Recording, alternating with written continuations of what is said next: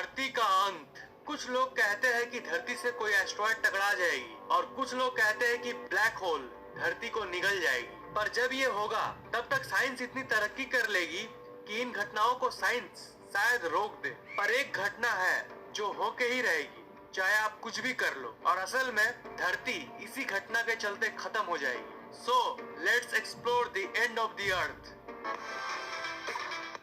धरती का अंत एक्चुअली सूरज के अंत के चलते ही होने वाला है। जब तक सूरज रहेगा तब तक धरती रहेगी। इसीलिए सबसे पहले हम लोगों को ये समझ लेना चाहिए कि किसी तारे का अंत कैसे होता है। आफ्टर ऑल हमारा सूरज भी तो एक तारा ही है ना।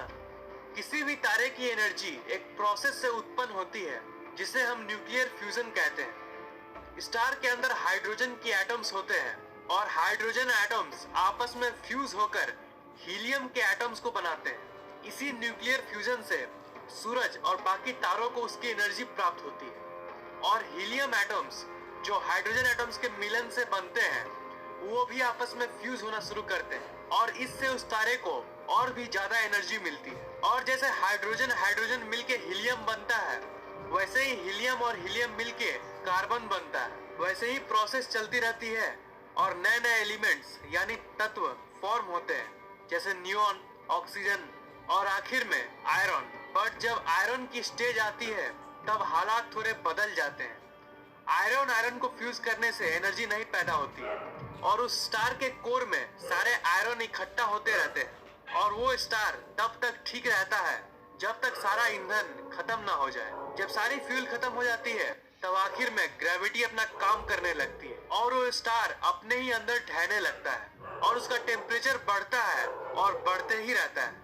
फाइनली वो स्टार कोलैप्स हो जाता है और आखिर में वो एक बार फैल के फट जाता है। इस घटना को हम लोग सुपरनोवा कहते हैं। हमारा सूरज 4.5 बिलियन ईयर्स यानी 460 करोड़ साल पुराना है। अगले 500 करोड़ साल तक हमारा सूरज एग्जिस्ट करेगा, पर इसकी टेम्परेचर बढ़ती ही रहेगी और इसका टेम्परेचर आखिर में 200 बिलियन डिग्रीज तक पहुंच जाएगा।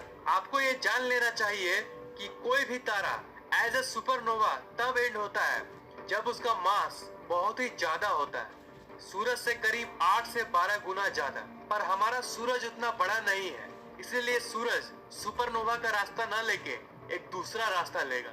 जब सूरज इस स्टेज में पहुंच जाएगा तब वो एक्सपैंड होने लगेगा और ये एक नॉर्मल स्टार से रेड जायंट में कन्वर्ट हो जाएगा। और ये सूरज जो हमें अभी जिंदगी देता है, वही सूरज हमें अपने तीव्र ताप से हमारी धरती के जीवन को खत्म कर देगा।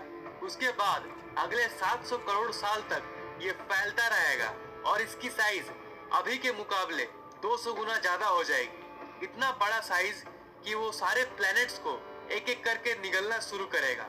सबसे पहले मर्क्यूरी यानी बुध ग्रह को, फिर वीनस यानी शुक्र ग्रह को और आखिर में हमारी धरती को। ये एक ऐसी घटना है जिसे हम बिल्कुल भी नहीं रोक सकते और चाहे धरती ब्लैक होल से खत्म हो या ना हो, ये सूरज वाली घटना तो होनी ही होनी है। पर ऑफ कोर्स ये तो आपकी जिंदगी की टाइमलाइन में नहीं होने वाली है क्योंकि ये करोड़ों साल बाद होगी। So sit back and relax.